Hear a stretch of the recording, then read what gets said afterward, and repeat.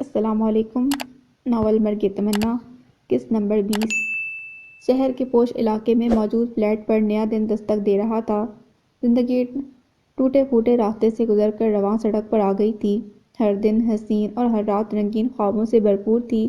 Flat کے مرکزی دروازے کے قریب موجود کچن سے اشتہا انگیز خوشبوئیں پھیل رہی تھیں۔ نازنین ناشتہ پکا کر کمرے کی جانب چلی آئی جہاں اس کا محبوب نیند کی گہرائیوں میں گم تھا۔ ساتھ اٹھ جاؤ، ناشتہ تیار ہے۔ اس کے ملائم بالوں میں انگلیاں چلاتے اٹھانے کی کوشش جاری تھی۔ نازک ہاتھوں کا لمس پا کر وہ کسمسایا۔ اس کا ہاتھ سر سے ہٹا کر اپنے ہاتھوں کی گرفت میں لیا اور اپنے سینے پر رکھ کر دوبارہ آنکھیں بند کر لیں۔ اس حرکت سے نازنین اس پر جھک آئی تھی۔ میں تمہیں جگا رہی ہوں اور تم ساتھ مجھے بھی کھینچ رہے ہو۔ اس نے آرام سے اپنے ہاتھ اس کی گرفت سے نکالے۔ جتنی محبت سے تم جگاتی ہو، دل مزید سونے کے لیے مچلتا ہے تاکہ تمہاری نرم جھنجھلاتی آواز میرے ارد گرد گونجتی رہے۔ اس نے آنکھیں کھولتے اپنے اوپر جھکے حسین چہرے کو دیکھتے ہوئے کہا، ابھی اٹھو اور ناشتہ کر لو۔ یہ پیار بھری باتیں بعد کے لیے رہنے دو۔ اس کی وارفتہ نگاہیں نازنین کے چہرے پر گلال بکھیرنے لگی تھیں۔ وہ بستر سمیٹنے کے بہانے اس سے فاصلے پر چلی گئی۔ ساتھ کے لبوں پر اچانک مسکراہٹ درائی تھی جسے دیکھ کر وہ مزید پزل ہو گئی۔ اب یہ مسکرایا کیوں جا رہا ہے؟ ہاتھ میں کمل پکڑے وہ اس کی مسکراہٹ میں الجھ گئی تھیں۔ بس ایک خیال نے مسکرانے پر مجبور کر دیا۔ کیسا خیال؟ جس طرح تم مجھے بلاتی ہو، اگر بیجان تمہیں دیکھ لیں تو غصے میں آگ بگولا ہو جائیں۔ کیوں؟ میں تمہیں کیسے بلاتی ہوں؟ مطلب وہ غصہ کیوں کریں گی؟ وہ حویلی اور حویلی والوں کی باتوں پر یوں ہی چونک جاتی تھی۔ آج کل اس کا ایک ہی مشغلہ تھا، ساتھ سے حویلی والوں کے متعلق پوچھتے رہنا۔ حویلی کے ہر فرد کی عادتیں، مزاج اور پسند ناپسند کے متعلق سوال کرنا۔ یہی وجہ تھی کہ بیجان کا ذکر سن کر وہ مکمل متوجہ ہو گئی۔ حویلی میں کوئی بھی اپنے سرتاج کو ایسے نہیں بلاتا جیسے تم مخاطب کرتی ہو۔ اچھا، وہاں کیسے بلاتے ہیں؟ وہ حیرانی سے سعد کا چہرہ دیکھ رہی تھی۔ بیجان ابا جان کو حضور کہتی ہیں اور بھابھی بھائی کو سید صاحب، اور تم نے تو کی گردان شروع کر دی ہے۔ اس میں کیا مشکل ہے؟ میں تمہیں سعد صاحب کہہ لیا کروں گی، لیکن صرف بیجان کے سامنے۔ وہ شرارت کرتے دور ہٹ گئی کیونکہ ایسی دلکش شرارتوں کا انجام دو مضبوط باہوں کی قید تھی اور ایسی خوبصورت سزا کا ابھی وقت نہیں تھا۔ بہت تیز ہو گئی ہو، خیر بعد میں پوچھوں گا تمہیں۔ وہ بستر سے اٹھ کھڑا ہوا۔ ہم حویلی کب جائیں گے سعد؟ آج کل اس کی تان اس بات پر ٹوٹی رہتی تھی۔ اٹھتے بیٹھتے ہر وقت حویلی جانے کا بھوت سوار تھا۔ ابھی مناسب وقت نہیں ہے نازنین، ابھی تو میں حویلی میں کسی کو خبر نہیں دے سکا۔ وہ اس کے مسلسل ایک سوال سے تنگ آنے لگا تھا۔ تو کب خبر کرو گے؟ نازنین، جب وقت آئے گا بتا دوں گا۔ ابھی میری بہن کو مرے مہینہ نہیں ہوا اور اس غم کی حالت میں سب کو اپنی شادی کی خبر سنا دوں۔ تمہارے لیے ویسے ہی مجھے کئی خدشات ہیں۔ تمہارے خاندان کا حوالہ مجھے ہزار اندیشوں کے سپرد کر رہا ہے۔ تمہارا وجود وہاں قبول کروانے کے لیے نہ جانے مجھے کیا جتن کرنے پڑیں گے، لیکن تم بنا سوچے سمجھے بس وہاں جانے کی ضد کیے جا رہی ہو۔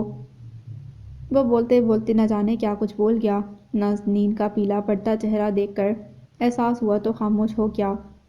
چھوڑو ان باتوں کو، پہلے ہی ناشتہ ٹھنڈا ہو گیا۔ سعد کی کوئی بات سنے بنا وہ کمرے سے باہر نکل آئی۔ وہ کسی بھی بات کے لیے سعد کو الزام نہیں دے سکتی تھی۔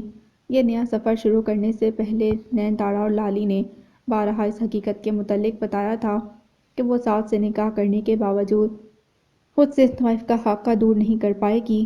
وہ خود کو 7 پردوں میں لپیٹ بھی لے تب بھی اسے ایک شریف اور باعزت عورت نہیں سمجھا جائے گا۔ یہی خدشات شاید سعد کو لاحق تھے، تبھی تو وہ اسے حویلی لے جانے سے کترا رہا تھا۔ اس کی پسند کی شادی شاید قبول کر لی جاتی، لیکن طائف سے شادی، یہ سوال آج کل اس کے حواسوں پر سوار تھا۔ رشیدہ دروازے کے درمیان ساکت سی کھڑی تھی۔ سامنے کا منظر دیکھ کر انہیں سمجھ نہیں آ رہی تھی وہ بولیں یا خاموش رہیں، کیونکہ ان کی ذرا سی اونچی آواز ساتھ والے کمرے میں جانے کے ساتھ ساتھ اس گھر کی دہلیز سے بھی باہر نکل جاتی، اور خاموش رہتی تو حوصلے مزید بلند ہو جاتے۔ حازم عزت کو اپنے بازو میں دبوچے کھڑا تھا اور عزت کا پیلا پڑتا چہرہ ان کے جسم کو بے جان کر رہا تھا۔ اپنے وجود کی ساری ہمت جمع کرتے انہوں نے قدم آگے بڑھائے اور حازم کو پوری دقت سے پیچھے دھکیل دیا۔ وہ مضبوط توانا مرد ان کا دھکا دینے سے صرف چند قدم پیچھے ہوئے اور انہی چند قدموں کے فاصلے کو غنیمت جانتے وہ عزت اور حازم کے درمیان ہو گئی۔ خالہ، انہوں نے وضاحت دینے کی کوشش کی کہ جس کا کوئی فائدہ نہیں ہوا، کیونکہ وہ بنا بولے ہاتھ کے اشارے سے انہیں وہاں سے جانے کا کہہ رہی تھیں۔ ایک بار میری بات تو سن لیں۔ وہ دوبارہ چند قدم آگے ہوئے۔ انہیں سمجھ نہیں آ رہی تھی وہ کیا کریں، کیونکہ حالات کا تاثر غلط پڑ رہا تھا۔ عزت کا رشتہ آنے کی خبر ان کے صبر کے سب بند توڑ گئی تھی۔ وہ یہاں عزت کو اپنی محبت کا احساس کرانے آئے تھے، اپنی شدتوں سے پردہ اٹھانے آئے تھے، عزت کی راتوں کی داستان سنانے آئے تھے۔ وہ اسے کہنا چاہتے تھے کہ میرا اول آخر تم ہی ہو، تم ہو تو سب ہے، تم نہیں تو کچھ نہیں۔ وہ اسے محرم راز بنانے آئے تھے، پر قسمت ہی ظالم تھی جو لمحوں میں پانسا پلٹ گیا۔ سینے میں بائیں جانب درد بڑھ رہا تھا اور دوا سامنے کھڑی روٹھی ہوئی لڑکی تھی۔ اسے پا لینے کی شدت اس قدر شدید تھی کہ وہ ساری حقیقتیں فراموش کر کے اسے سینے سے لگا لینا چاہتے تھے۔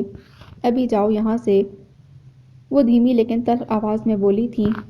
ابھی چلا جاؤں تو بعد میں بات سنے گی۔ وہ فوراً سے انکار کر دینا چاہتی تھی، لیکن سامنے کھڑا جوان لڑکا اس وقت چھوٹا سا بچہ بنے من پسند چیز پا لینے کو تڑپ رہا تھا۔ اس کی حالت ایسے انسان کی سی تھی جو اپنا سب کچھ داؤ پر لگا چکا ہو۔ انہوں نے اس بات میں سر ہلایا، ڈر تھا کہیں انکار سے پاگل نہ کر دے۔ وہ خاموشی سے کمرے سے نکل گئے۔ امی، ان کے جاتے ہی وہ ماں کے گلے لگ گئی اور قریب تھا کہ رو پڑتی کہ انہوں نے اسے خود سے الگ کیا۔ کچھ مہمان آئے ہیں، تم سے ملنے کا کہہ رہے ہیں، اپنی حالت درست کر کے وہاں آ جاؤ۔ یہ پہلی بار تھا کہ ان کے انداز میں لچک نہیں تھی۔ امی کے جاتے ہی وہ بستر پر گرنے کے سے انداز میں بیٹھ گئی، آنکھیں بند کی اپنی حالت درست کرنے کی کوشش کرنے لگی، لیکن چند لمحے پہلے جو ہوا وہ آسانی سے بھولنے والا نہیں تھا۔ یہ پہلی بار ہی نہیں تھا، کیونکہ پچھلے کئی مہینوں سے کچھ نہ کچھ ایسا ہو رہا تھا جو اس کے حواس پر براہ راست اثر کر رہا تھا۔ اب تو ہر آنے والے لمحے سے ڈرنے لگی تھی۔ کاش کنزا تم اس وقت پاس ہوتی۔ دوستی کے نام کا ایک آنسو آنکھ سے ٹپکا تو اس نے ساتھ ہی چہرہ صاف کر دیا۔ اس نے ایک نظر آئینے میں خود کو دیکھا اور دوپٹہ ٹھیک کرتے ساتھ والے کمرے میں چلی آئی۔ السلام علیکم، رقیہ بیگم نے کھڑے ہو کر اسے گلے لگایا۔ ان کے انداز میں بے انتہا گرم جوشی تھی۔ بس آج سے یہ میری بیٹی ہے، آپ جلد از جلد اپنی تسلی کر لیجئے اور یہ ہیرا مجھے دے دیں۔ وہ اسے اپنی باہوں کے گھیڑے میں لیے بیٹھی تھیں۔ رشیدہ سوائے مسکرانے کے کچھ نہیں کہہ سکی۔ دل میں پنپتے ہزاروں خدشات، امیری غریبی کا فرق، پسند کی شادی سے اختلاف، محبت جیسے رویے سے نفرت، سب خیال زبان کی نوک پر مچل مچل گئے۔ ان کی بیٹی کے سر پر دستے شفقت رکھتی عورت کا اخلاق لبوں پر قفل لگا گیا تھا۔ سڈنی کی رونق اور روشنیوں سے پرے جادوئی سا ماحول نگاہوں کو خیرہ کر رہا تھا۔ یہ سڈنی کا ایک خوبصورت ساحل تھا۔ ساحل کی ریت جو دن کی روشنی میں سنہری دکھتی تھی، اس پر ایک سفید رنگ کا نرم اور دبیز قالین بچھا ہوا تھا، جس کی لمبائی لہروں سے کچھ فاصلے پر آ کر ختم ہو جاتی تھی۔ قالین کے دونوں اطراف لوہے کے راڈ رکھے ہوئے تھے جو سفید پھولوں اور سنہری روشنیوں میں چھپے ہوئے تھے۔ لہروں کے قریب سفید میز اور دو کرسیاں رکھی تھیں جن کی بناوٹ وکٹورین زمانے کی یاد تازہ کر رہی تھی۔ ان کے اوپر سفید پھولوں سے چھت بنائی گئی تھی اور اس چھت سے چراغ دان لٹک رہے تھے۔ سفید میز پر سفید رنگ کا شمع دان رکھا تھا۔ سمندر کی جانب سے آتی مدھم ہوا شمع دان میں جلتی لو کو بجھانے کی کوشش میں برسرے پیکار تھی۔ اس سے ہٹ کر دائیں طرف ساحل کی ٹھنڈی ریت پر سفید چوکور قالین بچھا ہوا تھا جس کے چاروں کونوں پر سفید گاؤ تکیے ترتیب سے رکھے گئے تھے۔ قالین کے اوپر پھولوں سے ڈھلوانی چھت بنائی گئی تھی۔ پھولوں کی لڑیاں قالین کے کناروں تک آ رہی تھیں۔ پھولوں کی لڑیوں سے لٹکتے چراغ دان شاہی دربار کا منظر پیش کر رہے تھے۔ یہاں روایتی طریقے سے نکاح کا انتظام تھا۔ ساحل کا سارا منظر سفیدی میں نہایا ہوا تھا۔ وہاں موجود مہمان اپنی پسند کے مطابق سفید لباس پہنے ہوئے تھے۔ مہمانوں کا لباس ہر طبقہ فکر اور قومیت کی نمائندگی کر رہا تھا۔ یہ ساحل پر ہونے والی پہلی تقریب نہیں تھی۔ یہاں کے باسی ایسی تقریبات کے عادی تھے۔ کچھ منفرد نہ ہوتے بھی وہاں کچھ الگ سا تھا جو سب کو مسکرانے پر مجبور کیے جا رہا تھا۔ محبت تھی یا ان دو لوگوں کی قسمت جو عام سی تقریب کو خاص بنائے ہوئے تھی۔ زمین پر کچھ تو آسمانی تھا، کوئی جذبہ تو الہامی تھا، تبھی تو ہر منظر افسانوی تھا۔ اب تقریب کے مہمان خصوصی کے آنے کا وقت ہوا چاہتا ہے، تو آئیے آپ کو اس افسانوی ماحول سے کچھ فاصلے پر لیے چلتے ہیں جہاں آج کی تقریب کے لیے اسپیشل برائڈل روم بنایا گیا ہے۔ لامہ ابراہیم سفید لہنگا کرتی پہنے جس پر چاندی کا کام چگمگ کر رہا ہے، وہاں موجود ہے۔ بیوٹیشین اپنے ماہر ہاتھوں سے اس کے سر پر دوپٹہ ٹھیک کر رہی ہے۔ سبین اس کی کلائیوں میں چوڑیاں پہنانے میں مگن ہے۔ جانا سفید میکسی پہنے ہوئے ہے اور رادھا کی ساڑی ٹھیک کرنے کی کوشش کر رہی ہے۔ وہ اس ساری صورتحال کو سوچتے من ہی من مسکرائے جا رہی ہے۔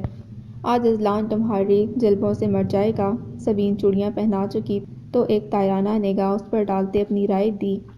اس کی رائے پر رادھا کا کہکا بے ساختہ تھا، جبکہ لامیا سر گھور کر رہ گئی۔ آج کے دن چپ کر جاؤ۔ رادھا نے ہونٹوں پر انگلی رکھتے اسے چپ رہنے کو کہا۔ تمہیں میری باتیں بری لگتی؟ میں اذلان پاس جاتی۔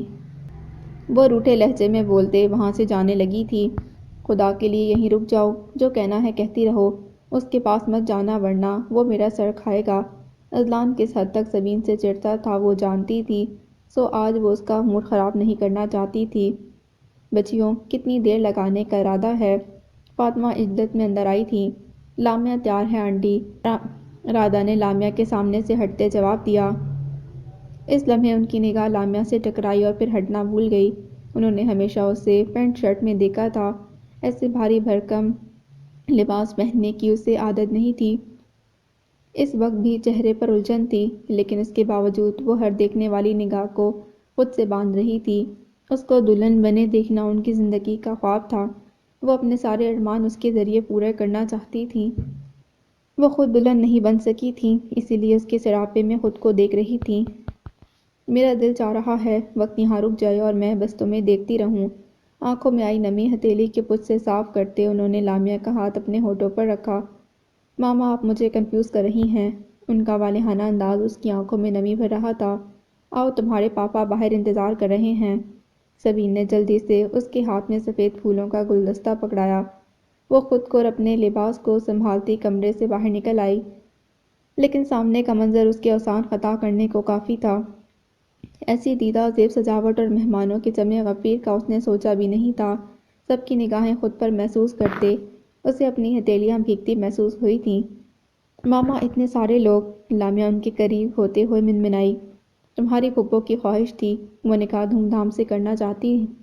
وہ خود کو نارمل کرنے کی کوشش کر رہی تھی کہ ایک دم ساری بتیاں بجھ گئیں، ہر طرف اندھیرا ہو گیا اور اندھیرے سے مانوس ہونے کی کوشش کر رہی تھی کہ اچانک تیز چمکتی روشنی اس پر پڑی۔ اس کا سارا وجود روشنی میں نہا گیا۔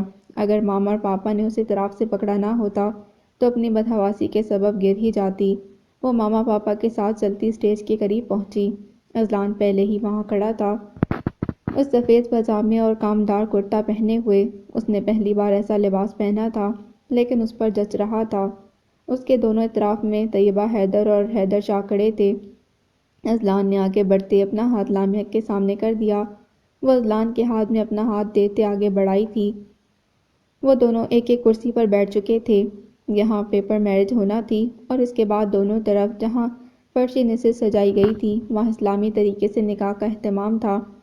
یہ اتنی تیاری کس لیے؟ کیا مارنے کا ارادہ ہے؟ اذلان اس کے قریب ہوتے ہوئے مدھم لہجے میں بولا۔ اس کی سانسوں کی تپش اس کے دل میں مچلتے جذبات پر پردہ اٹھا رہی تھی۔ اذلان کی بات اسے بالکل پسند نہیں آئی، کیونکہ وہ انجان تھی۔ اگر ایک نظر خود کو دیکھ لیتی تو ایسی تعریفوں کا برا نہ مانتی۔ وہ اذلان کو ایسی بات کہنے سے منع کرنا چاہتی تھی، لیکن اس کی نگاہوں میں مچلتے جذبات زبان گنگ کیے دے رہے تھے۔ وہ اس کے قریب تھا، انتہائی قریب کہ اس کی پرفیوم کی مہک اس کے حواسوں کو مدہوش کر رہی تھی اور اس پر اثر انداز ہو رہا تھا، اس کی سانسوں کو زیر زبر کرنے کی ٹھانے ہوئے تھا۔ بتاؤ نا لامیا۔ وہ اس کے وجود کی کپکپاہٹ کو شوق نگاہوں سے دیکھ رہا تھا۔ سنہری آنکھوں سے پلکوں کی جھالر لرز رہی تھی اور اس کے دل میں ان آنکھوں کو چھو لینے کا خیال زور پکڑ رہا تھا۔ اذلان، لامیا کے مدھم لہجے میں تنبیہ تھی۔ اس کے ضج ہونے کے خیال سے وہ مسکراتا تھوڑا پیچھے ہٹ گیا۔ لامیا نے سر اٹھا کر سامنے دیکھنے کی کوشش کی۔ وہ گھبرائی ہوئی ہے، یہ طے تھا۔ اس گھبراہٹ کی وجہ اس کا ذہنی طور پر تیار نہ ہونا تھا۔ وہ ابھی تو محبت نامی جذبے کو محسوس کرنے کی کوشش کر رہی تھی، لیکن سامنے دکھائی دیتے ڈھیروں مہمان، دوستوں کے پرجوش چہرے اور اس کا دلہن بننا اس کی کوشش سے زیادہ اذلان کی شدتوں کا گواہ تھا۔ وہ اسے چاہتا تھا اور اپنی چاہ کو پانے والا تھا۔ یقیناً قسمت اس پر مہربان تھی۔ وہ اپنی سوچوں میں مگن تھی کہ ایک بار پھر سے ہر طرف اندھیرا چھا گیا اس کے عقب میں بڑی سی اسکرین نصب تھی اور اس وقت وہ روشن تھی۔ اسکرین روشن ہوتے ہی وہ متجسس سی پیچھے کی جانب مڑ گئی، کیونکہ یہ سب اس کے لیے سرپرائز تھا۔ تقریب کیسی تھی اور اس میں کیا کیا ہونے والا تھا وہ مکمل انجان تھی یا اسے انجان رکھا گیا تھا۔ ہمارے بچپن سے آج تک کا سفر، یعنی دوستی سے محبت کی کہانی، اس کے نہایت قریب بولنے والا اذلان تھا، اور وہ ابھی سن کا تعین کرنے والی تھی کہ اس کا بایاں ہاتھ کسی کی گرفت میں تھا۔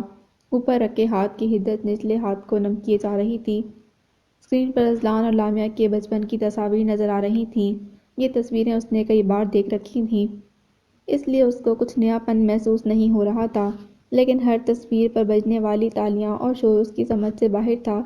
یہ سب اتنی ہوٹنگ کیوں کر رہے ہیں؟ وہ اپنے بائیں طرف جھک کر پوچھ رہی تھی۔ سب دیکھ کر ہنس رہے ہیں کہ مجھ جیسے معصوم بچے کو تم نے بچپن سے ہی اپنے لیے پاگل کیا ہوا ہے۔ بائیں ہاتھ کی تیسری انگلی میں پہنی انگوٹھی کو مسلسل ہلاتے ہوئے بولا۔ اس کی آواز سے شرارت نمایاں تھی۔ اذلان کے بتانے پر اس نے دوبارہ اسکرین کی جانب دیکھا۔ یہ کسی پارک کی تصویر تھی۔ لامیا جھولے پر بیٹھی تھی اور اذلان اسے جھولا جھلا رہا تھا۔ اسی لمحے اگلی تصویر آ گئی۔ لامیا بلاک سے کھیل رہی تھی اور اذلان اس کو بسکٹ کھلا رہا تھا۔ لامیا کو اپنا کھلا منہ دیکھ کر خود ہی ہنسی آ گئی۔ اس میں میرا قصور نہیں ہے مسٹر اذلان، آپ ہی بچپن سے عاشق مزاج ہیں۔ تصاویر دیکھ کر اس کا مزاج کافی حد تک خوشگوار ہو گیا، تبھی وہ بھی شرارت کر گئی۔ اس کا اعتماد بحال ہو رہا تھا۔ ساری صورتحال اسے مزہ دینے لگی۔ ہر نئی تصویر پر مہمانوں کے ساتھ وہ بھی قہقہ لگانے میں شامل تھی اور اس انسان کو داد دے رہی تھی جس نے ہر لمحہ کیمرے کی آنکھ میں محفوظ کیا۔ وہ یقیناً ابراہیم درانی تھے۔ وہ اندھیرے میں پاپا کو تلاش کرنے لگی۔ اسے امید تھی کہ وہ اس کے قریب ہوں گے۔ یہ سب لمحات ان کے ساتھ دیکھنے کو دل مچلنے لگا۔ اسی اپنی تلاش کے دوران اسے کچھ عجیب محسوس ہوا۔ اس کا دماغ کسی انہونی کا سائرن بجا رہا تھا۔ اسے تالیوں کا شور سنائی نہیں دے رہا تھا۔ اسی پل اسے اذلان کی گرفت اپنے ہاتھ پر ڈھیلی پڑتی محسوس ہوئی۔ اس نے اندھیرے میں ہی چونک کر اپنے ہاتھ کی جانب دیکھا۔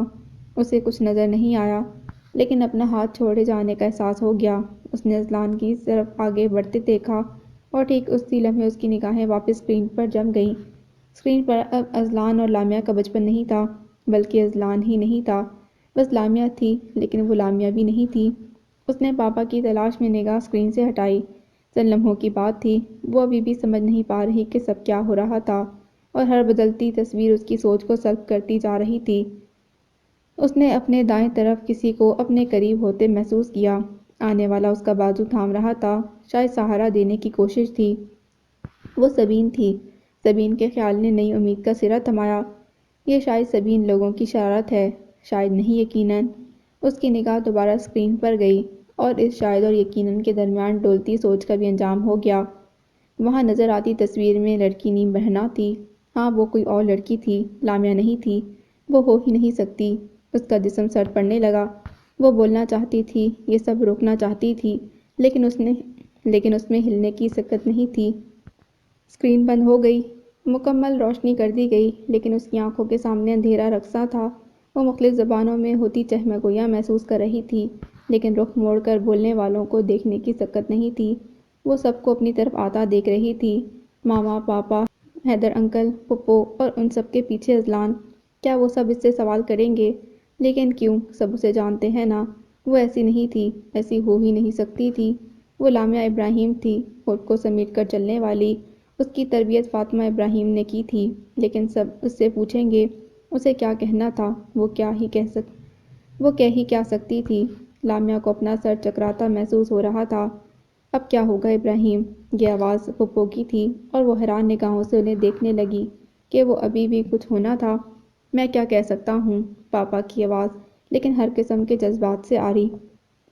آپ سب باتوں میں وقت ضائع کر رہے ہیں۔ یہ سب کس نے کیا؟ ہمارے فنکشن میں ایسا کون سا انسان گھس آیا جس نے ہماری خوشیوں کو آگ لگا دی؟ یہ گھٹیا سازش کرنے والا یہیں ہوگا۔ اسے پکڑنے کی کوشش کریں۔ فاطمہ اسے اپنی پاؤں کے گھیڑے میں لے چکی تھی۔ تم اسے سازش کہہ رہی ہو؟ طیبہ حیدر کے لہجے سے انگارے نکل رہے تھے۔ تو کیا یہ سازش نہیں ہے؟ اس نے پہلی بار ماما کا لہجہ پھپھو سے بلند سنا تھا۔ ہاں، یہ سب کچھ یہاں اس فنکشن میں دکھانا سازش ہو سکتی ہے، لیکن جو کچھ دکھایا گیا وہ سازش نہیں ہو سکتی۔ کوئی ایسا کیوں کرے گا؟ کچھ تو حقیقت ہے نا اس میں۔ وہ جب بولنے پر آئی تھیں تب انہیں کوئی روک نہیں سکتا تھا۔ پلیز آپ سب خاموش ہو جائیے۔ اذلان دو انتہاؤں پر کھڑی عورتوں کے درمیان کھڑا ہو گیا۔ یہاں آؤ لامیا، ان پیپرز پر سائن کرو۔ اذلان نے ہاتھ بڑھا کر اسے سفید وکٹورین طرز کے میز کے سامنے کیا۔ اس کے ہاتھ میں چند کاغذات تھے جو اس نے میز پر رکھتے پنسل لامیا کے سامنے کی۔ یہ کیا کر رہے ہو اذلان؟ حیدر شاہ نے اس کے ہاتھ سے پنسل لیتے کرخت لہجے میں پوچھا۔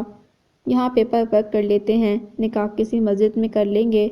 اس وقت سب دیکھ رہے ہیں، ہمیں مزید کوئی تماشا نہیں کرنا۔ تم اب بھی اس سے شادی کر رہے ہو؟ یہ طیبہ حیدر تھیں، ان کے سوا کوئی اور ہو ہی نہیں سکتا تھا۔ اب بھی سے کیا مراد ہے ماما؟ اس سب میں پہلی بار لامیا کے وجود میں حرکت ہوئی تھی۔ اس نے پھپھو کی جانب پراعتماد نگاہوں سے دیکھا۔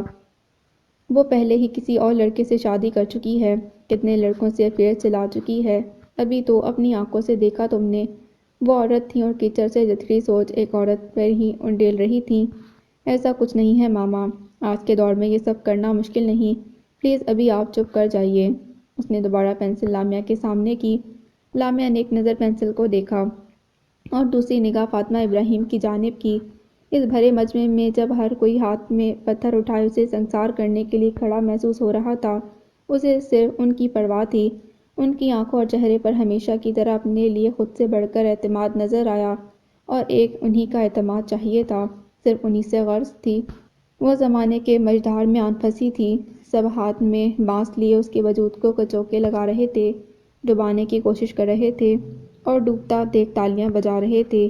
اسے تنکے کا سہارا چاہیے تھا، کوئی ایک ہمدرد ہاتھ جو اس مژدھار سے کھینچ نکالے، کوئی ایک آواز جو اس کا حوصلہ بڑھائے، ایک نگاہ جس میں اس کی جیت کا یقین ہو۔ ہر کسی کے لیے کوئی نہ کوئی ایسا ہوتا ہے، لیکن اس کے لیے فاطمہ ابراہیم کے سوا کوئی نہیں ہو سکتا تھا۔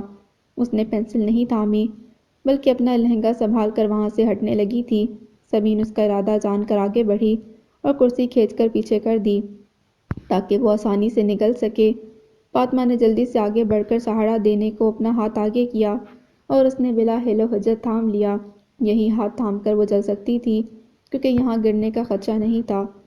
جس سفید قالین پر وہ نہایت طمطراق سے کسی شاہی دلہن کی طرح چلتی ہوئی آئی تھی، اس پر چلتی واپس جا رہی تھی، آتے ہوئے پزل تھی، جاتے ہوئے پراعتماد۔ وہ خود سے خود کا یقین ٹوٹنے نہیں دینا چاہتی تھی۔ لامیا، اذلان اس کے پیچھے آیا تھا، اسے آنا چاہیے تھا۔ مت جاؤ، وہ روک رہا تھا، اس کا روکنا بنتا تھا۔ آج راستے میں مت کھڑے ہو اذلان، آج جانے دو۔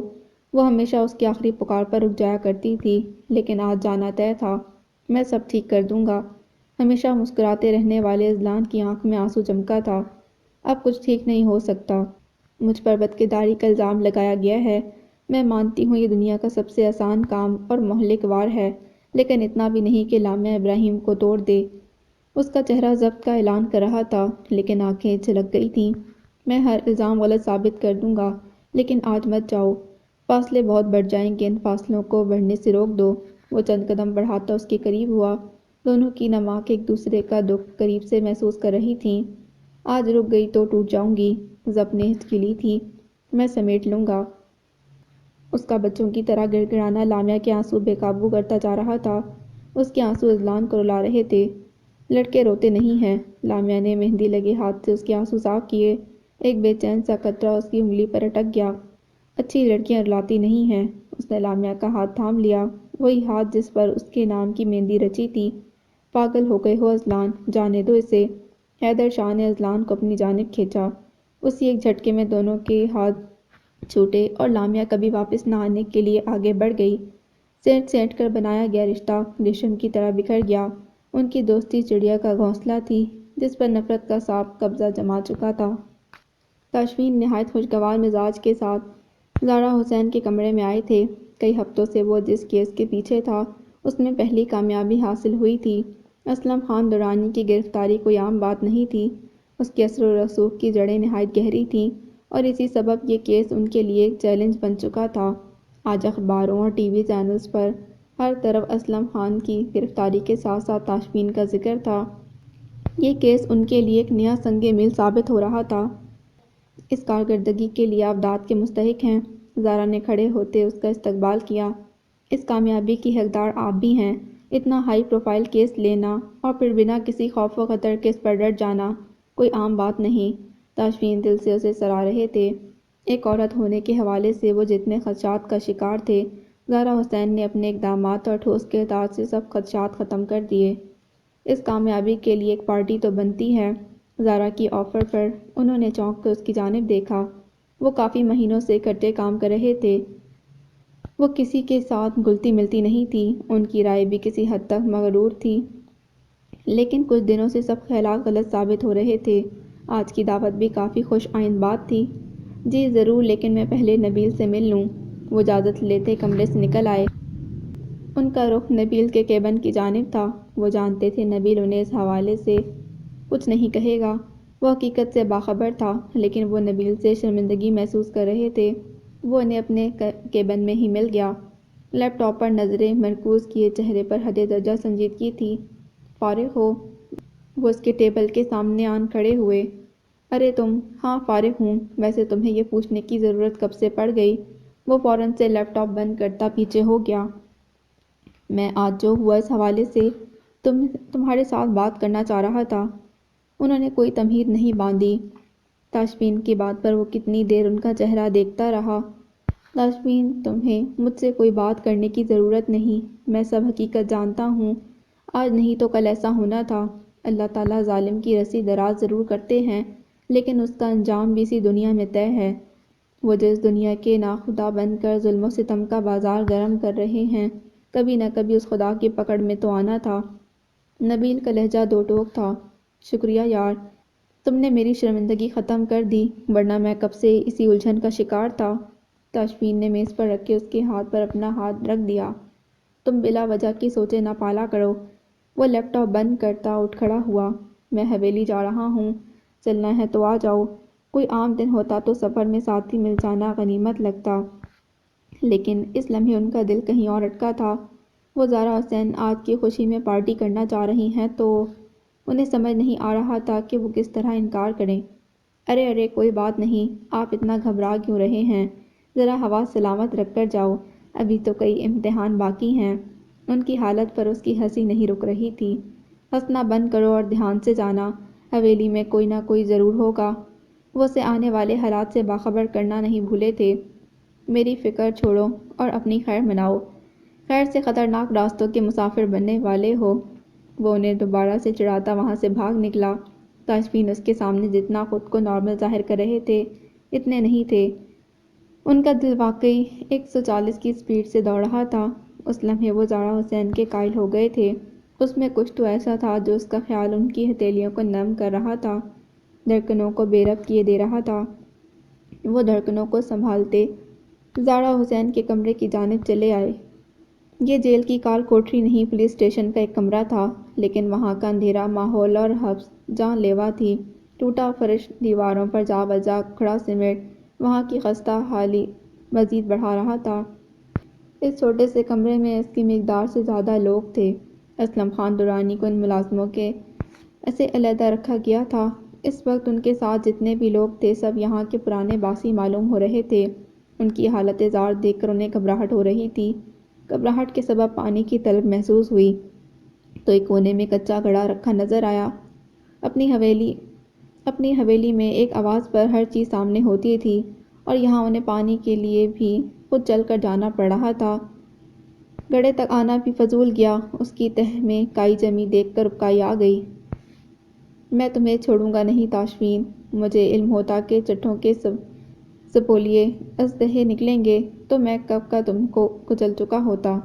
وہ من ہی من میں تل ملاتے سلاخوں تک آئے اور کسی کو بلانے کی خاطر آوازیں دینے لگے۔ کیا مسئلہ ہے؟ کیوں شور مچا رکھا ہے؟ جب پکار کر گلا تھک گیا تب ایک مخنی سا پولیس والا ان کے پاس آیا۔ کب سے آوازیں دے رہا ہوں، سنائی نہیں دیتا؟ مجھے پانی چاہیے۔ تمہارے باپ کے نوکر نہیں ہیں جو ایک آواز پر دوڑے چلے آئیں۔ وہاں گھڑا رکھا ہے، اس سے پی لو۔ ان کی بات کو خاطر میں نہ لاتا وہ واپس جانے کو تیار تھا۔ وہ پانی گندا ہے، میں نہیں پی سکتا۔ اچھے کام کر لینے تھے نا، تاکہ گندا پانی نہ پینا پڑتا۔ وہ ترکی بترکی جواب دے رہا تھا۔ تم جانتے نہیں میں کون ہوں؟ اسلم خان درانی کو یہ بدتمیزی برداشت نہیں ہو رہی تھی۔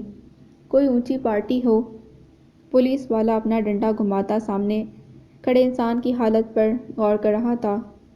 اچھا لاؤ 500 کا نوٹ، صاف پانی لا دیتا ہوں۔ ان کے سر ہلانے پر اس نے ساتھ ہی پیترا بدلا۔ 500 کس لیے؟ اسلم خان کی حیرانی دیدنی تھی اور یہ بات سن کر پیچھے موجود سب لوگ کہکا لگانے لگے۔ لگتا ہے آپ نے پہلے یہاں کی مہمان نوازی کا لطف نہیں اٹھایا۔ یہاں کھڑا 10 منٹ سے تمہاری فضول باتیں سن رہا ہوں، پھر اتنی دھوپ میں باہر جاؤں گا، پھر واپس آؤں گا، پانی کے بھی پیسے ہوں گے، تو کیا یہ سب مفت میں کروں؟ پہلی بار ہے اس لیے 500 مانگ رہا ہوں، ورنہ تمہاری توند دیکھ کر لگ رہا ہے کافی حرام کی کمائی ہے پاس۔ میرا سب کچھ تمہارے افسر کے پاس ہے۔ اس لمحے انہیں شدید ذلت محسوس ہو رہی تھی اور ہر لمحہ تاشفین نامی انسان سے نفرت کرنے پر اکسا رہا تھا۔ لو جی، خالی ہاتھ چلے آئے یہاں، ادھر کو پیٹ خالی کرنے کے پیسے لگتے ہیں۔ وہ دانت میں تیلی مارتا غسل خانے کی طرف اشارہ کرتے بولا۔ پھر اب کیا ہو سکتا ہے؟ انہیں اپنی حالت پر ترس آ رہا تھا۔ کوئی ملنے والا آئے گا نا تو اس سے کچھ رقم لے کر رکھ لینا اور مجھے آواز لگا دینا، میں آ جاؤں گا۔ غفور نام ہے میرا، لیکن پیسے ہوئے تو بلانا، ورنہ کسی اور کو آواز دے لینا۔ وہ سلاخوں سے ہاتھ میں پکڑا ڈنڈا مارتے نظروں سے اوجھل ہو گیا۔ یہاں بیٹھ جا اور اپنے کسی ملنے والے کا انتظار کر، پان کی پچکار دیوار پر پھینکتے شخص نے انہیں بیٹھنے کو کہا۔ پان کی بدبو اور اس کے سرخ ہونٹ پہلے سے بگڑی حالت کو مزید خراب کر رہے تھے۔ برسات کا موسم عروج پر تھا۔ آسمان پر بادلوں کی راجدھانی تھی۔ لمحہ بلمحہ ان کا بدلتا پیرہن آسمان کے رنگ کو منفرد کر رہا تھا، کبھی کالا، کبھی نیلا، کبھی سفید، اور اس رد بدل کے ساتھ قطروں کی رفتار بھی بدلتی جا رہی تھی۔ گہرے بادل چھائے ہونے کی وجہ سے وقت کا اندازہ کرنا مشکل تھا۔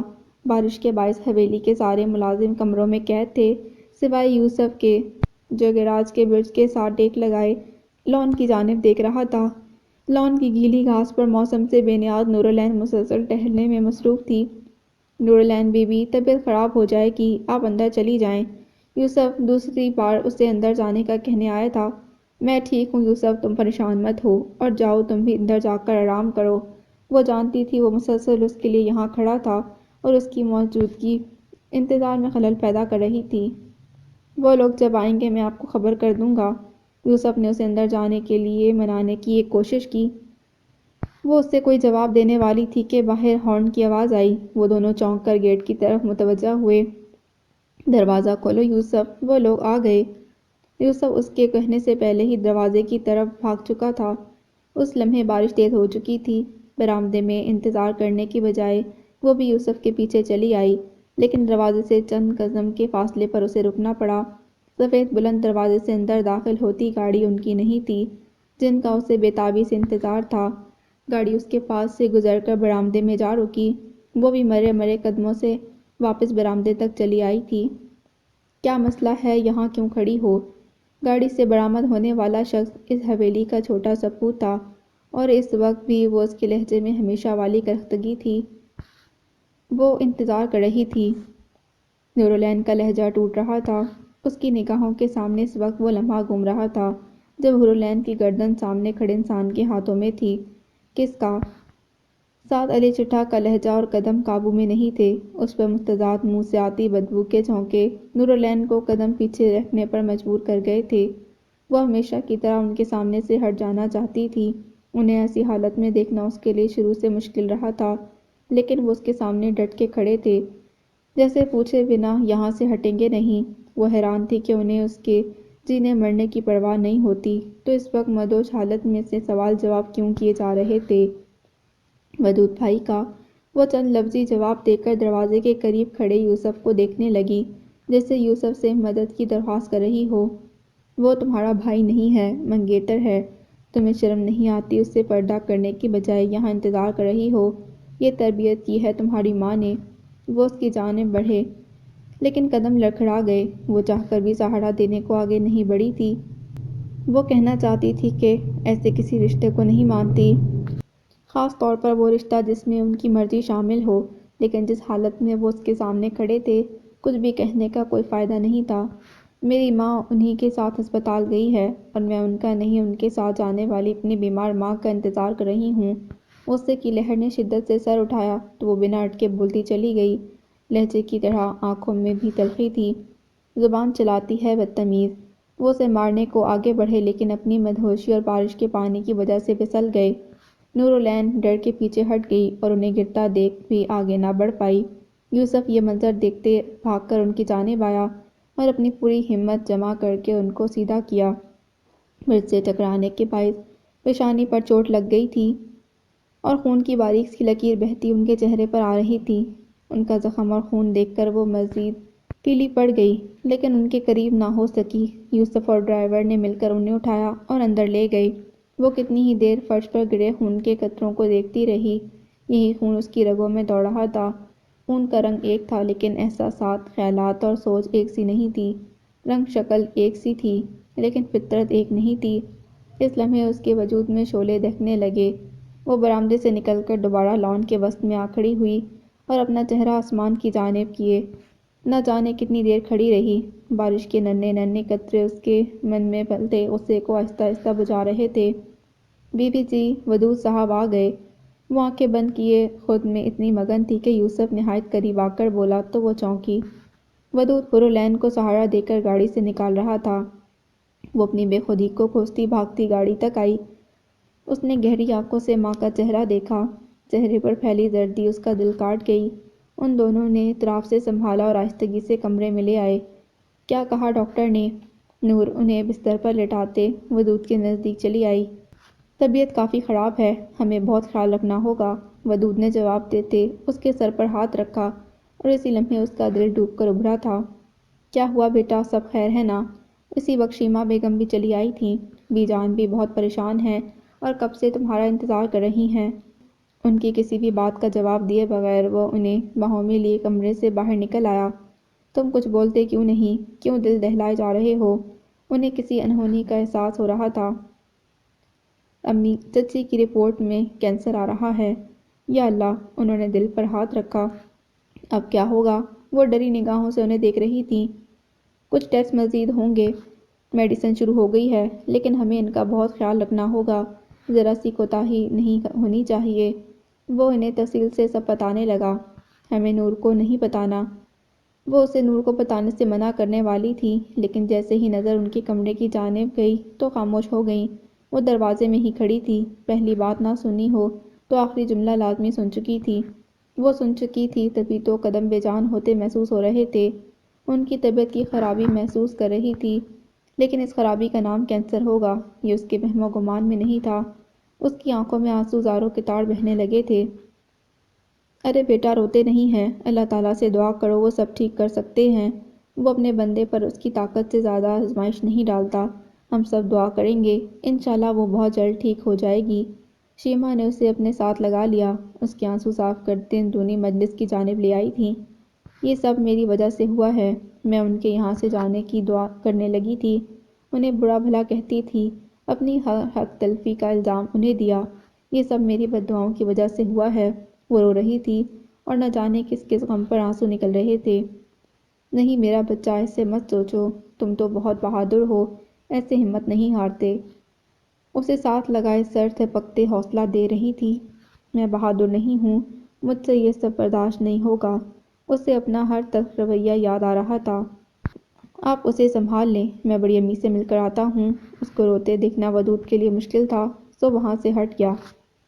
بی جان اب زیادہ تر اپنے کمرے میں رہتی تھیں۔ ودود آہستگی سے دروازہ کھولتے کمرے میں داخل ہوا تو وہ سامنے جائے نماز پر بیٹھی نظر آئی۔ انہیں حالت نماز میں دیکھ کر وہ زمین پر ہی ان کے پاس بیٹھ گیا۔ سب خیر ہے نا؟ نماز مکمل ہوتے ہی انہوں نے اس کا چہرہ دیکھا اور کسی انہونی کا خیال چپکے سے ان کے دل میں اتر آیا۔ بہت ساری باتیں ہیں، سمجھ نہیں آ رہا پہلے کیا بتاؤں۔ سب کچھ بتا دو، رب کے حضور بیٹھی ہوں، دعا کرتی جاؤں گی۔ میں نے آپ کی خواہش کی خاطر نور اور مشتبہ کے لیے بہت کوشش کی لیکن ناکام رہا۔ کیا رقیہ نے انکار کر دیا؟ وہ ان کی امید ٹوٹنے کا دکھ محسوس کر رہا تھا۔ نہیں، مشتبہ کسی اور کو پسند کرتا ہے اور پھپھو اس لڑکی سے ملنے گئی تھی نا، رشتہ ہوا تو نہیں؟ ہو جائے گا۔ ودود کا پر یقین لہجہ ان کی امید کو ختم کر گیا۔ مجھے یقین ہے میری بچی کے لیے مالک نے بہت اچھا فیصلہ کیا ہوگا۔ وہ جانتی تھیں ایک در بند ہو تو کئی دوسرے کھل جاتے ہیں۔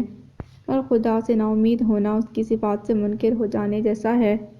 لیکن آپ بڑے ابا کو مجھے اس سب سے دور رکھنے کو کہیے۔ میرا اور نور کا کوئی جوڑ نہیں، مطلب ہم دونوں ایک دوسرے کے لیے ہیں ہی نہیں۔ ودود کئی دنوں سے اس موضوع پر بات کرنا چاہ رہا تھا۔ جوڑ ہوتا نہیں ہے، بنایا جاتا ہے، اور جو جوڑ آسمانوں پر بن چکا ہو اسے مٹایا نہیں جا سکتا۔ ان کا جواب ودود کو اچھا خاصا چونکا گیا۔ کیا مطلب ہوا اس بات کا؟ مشتبہ نہیں تو کیا ہوا، تم بھی بہت اچھے ہو۔ بڑی امی ایسا سوچیے گا بھی نہیں، میرے لیے وہ بہنوں جیسی ہے، اور اگر نہ بھی ہوتی تو سعد علی چٹا کی بیٹی کبھی نہیں، کبھی بھی نہیں۔ وہ بری طرح چٹک گیا تھا۔ اتنے بڑے بول نہیں بولتے ودود۔ وہ جانتی تھیں لفظوں کی پکڑ آنے میں لمحہ نہیں لگتا۔ یہ بڑے بول نہیں ہیں، حقیقت ہے، اور ویسے بھی یہ وقت ان باتوں کا سوچنے کا نہیں۔ ہمیں ابھی چچی جان پر دھیان دینے کی ضرورت ہے۔ ہاں، کیا کہا ڈاکٹر نے؟ کینسر کہہ رہے ہیں ڈاکٹر۔ ابھی میڈیسن شروع کی ہے، لیکن کچھ دنوں تک ہاسپٹل میں ایڈمٹ کروانا پڑے گا۔ وہ انہیں مکمل تفصیل بتا رہا تھا۔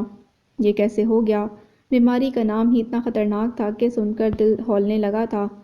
بس ہو گیا بڑی امی، اپنے ساتھ چچی نے خود دشمنی کی ہے۔ بے انتہاشا نشہ آور چیزوں کے استعمال کے باعث یہ سب ہوا ہے۔ آپ انہیں منع کرتی رہیں، لیکن اب پچھتانے کا کیا فائدہ؟ ان کی حالت دیکھ کر وہ خود کافی پریشان تھا۔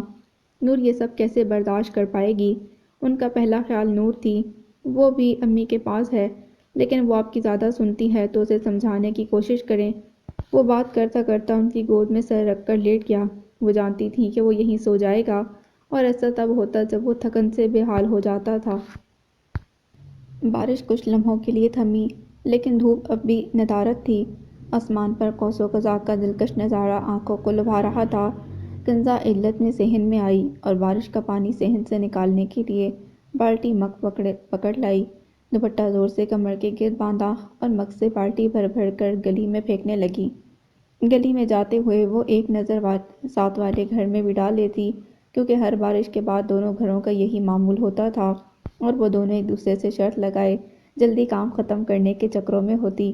لیکن دوسری طرف مکمل خاموشی اس کا دل اداس کر رہی تھی۔ دل میں عزت کو لے کر طرح طرح کے وسوسے بیدار ہو رہے تھے۔ وہ دونوں ایک پل دور نہ رہنے والی اب نہ جانے کن الجھنوں میں الجھ گئی تھیں۔ گلی سے واپس صحن کی جانب آتے ہوئے اس کی نظر چھت پر پڑی تو کسی کی موجودگی کا گمان ہوا۔ اس کے خیال میں امی اور اس کے سوا گھر میں کوئی موجود نہیں تھا، تو پھر چھت پر کون تھا؟ وہ بالٹی سیڑھیوں کے پاس رکھتی، دوپٹہ کھول کر گلے میں لیتی، سیڑھیاں چڑھ آئی۔ اس کا گمان غلط نہیں تھا۔ عازم اپنے کمرے کے دروازے سے ٹیک لگائے کھڑے تھے۔ اس کے لیے ان کی موجودگی حیران کن نہیں تھی، بلکہ ان کے ہاتھ میں دبا سگریٹ پریشان کن تھا۔ اس سے پہلے اس نے کبھی ان کو ایسا کرتے نہ دیکھا تھا۔ وہ بھی اسے آتا دیکھ چکے تھے، اسی لیے فوراً سگریٹ نیچے پھینک کر پاؤں سے مسل دیا اور واپس کمرے کی جانب مڑ گئے۔ کنزا نے ایک نظر دیوار کے پار ڈالی، لیکن وہاں صحن میں بھی خاموشی تھی۔ دل ہی دل میں سب خیر کی دعا مانگتی ان کے پیچھے چلی آئی۔ بھائی سب ٹھیک ہے نا؟ وہ بیڈ پر نیند دراز تھے اور آنکھیں کسی انجانے خیال میں گم۔ اتنے مختصر اور مدھم جواب نے اس کی چھٹی حس چوکنا کر دی۔ لیکن مجھے کچھ ٹھیک نہیں لگ رہا، اور آپ یہ سگریٹ کب سے اور کیوں پینے لگے؟ وہ ان کے قریب بیڈ پر بیٹھ گئی۔ خود سے فرار کی کوشش کر رہا تھا، لیکن کیوں؟ کیونکہ حقیقت برداشت نہیں کر پا رہا۔ دماغ پھٹ جائے گا اور دل بند ہو جائے گا۔ مجھے کچھ سمجھ نہیں آ رہا کنزا۔ وہ لیٹے سے اٹھ بیٹھے اور اپنا سر دونوں ہاتھوں میں گرا لیا۔ اب اسے مزید کچھ جاننے کی حاجت نہیں رہی تھی۔ سامنے بے چین بیٹھے شخص سے اس کا خون کا رشتہ تھا، درد سانجا تھا، تکلیف تقسیم ہو رہی تھی۔ چوٹ جسم کے کسی بھی حصے پر روتی دونوں آنکھیں روتی دونوں آنکھیں ہیں۔ لڑی کا ایک دانہ بکھرے تسبیح ساری ٹوٹ جاتی ہے۔ وہ جان گئی اس کی ماں جائے کو کیا رو آن لگا تھا۔ ظالم جوگ تھا، اسی باعث تو دل و جاں میں سوگ تھا۔ ہم تو مر جائیں گے، مگر تجھ کو جینا ہے۔ بھائی میں نہیں جانتی یہ محبت کیا ہوتی ہے، مل جائے تو کیا ہوتا ہے، نہ ملے تو کیا ہو جائے گا، لیکن میری ایک بہن کی محبت اپنے بھائی کو اس حالت میں نہیں دیکھ سکتی۔ آپ کی خود اذیت ہی مجھے تکلیف دے رہی ہے۔ آپ کا دل کسی اور کے لیے کٹ رہا ہے، اور میرا دل آپ کے لیے۔ آپ کی بے چینیاں مجھے رلا رہی ہیں۔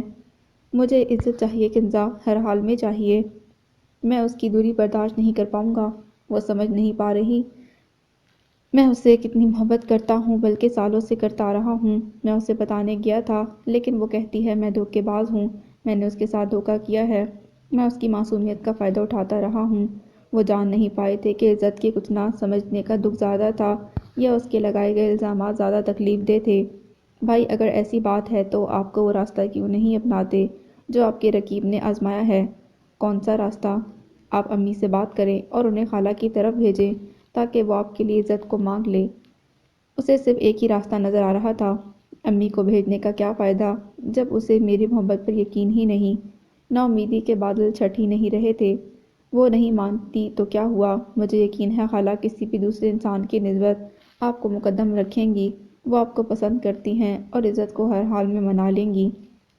کنزا کی باتیں دل کو حوصلہ دینے والی تھیں۔ انہیں یہ خیال پہلے آ جاتا تو کئی دنوں کی اذیت نہ سہنی پڑتی۔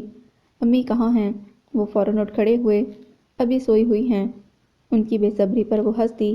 کئی کثافت زدہ لمحوں کو آزادی ملی تھی۔ برسات کے باعث شام سست رنگی تھی۔ سہج سہج کر چلتے نم زمین پر نشست جمانے کی تیاری کر رہی تھی۔ مغرب کی صدائیں فضا میں گونج رہی تھیں۔ جب نبیل کی گاڑی حویلی میں داخل ہوئی، دور دور تک کوئی مرد دکھائی نہیں دے رہا تھا۔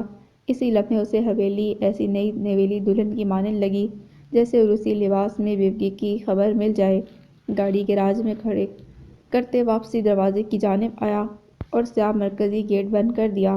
وہ جانتا تھا اب یہاں کوئی آنے والا نہیں۔ اندرونی حصے میں داخل ہوا تو سامنے رکھی نظر آ گئی۔ حویلی کی لائٹیں کیوں بند ہیں؟ کس کا سوگ منایا جا رہا ہے؟ اس کے لہجے میں حویلی کا سربراہ ہونے کا زوم جھلک رہا تھا۔ ہمارے لیے سوگ کا ہی سماں ہے۔ وہ الگ بات کہ حویلی کے دشمن خوش ہیں۔ رکی کے کاٹ دار جملے کا مطلب وہ بخوبی سمجھ رہا تھا۔ رکی، تمہیں دشمن کا مطلب نہیں پتہ۔ دشمنی کی ایک شکل یہ بھی ہوتی ہے کہ آپ ہر غلط کام کی حمایت کرو اور غلطی کرنے والے کو کبھی احساس نہ ہونے دو کہ وہ غلط ہے۔ دوسرا، آئندہ مجھ سے اس لہجے میں بات نہ کرنا، ورنہ تمہارے خان صاحب کی روایت تم پر آزماتے اس گستاخی پر تمہاری زبان کاٹ سکتا ہوں۔ وہ رکی کے نزدیک ہوتا لفظ چبا چبا کر بولا۔ رکی کے سیاہ چہرہ مزید تاریک ہو گیا۔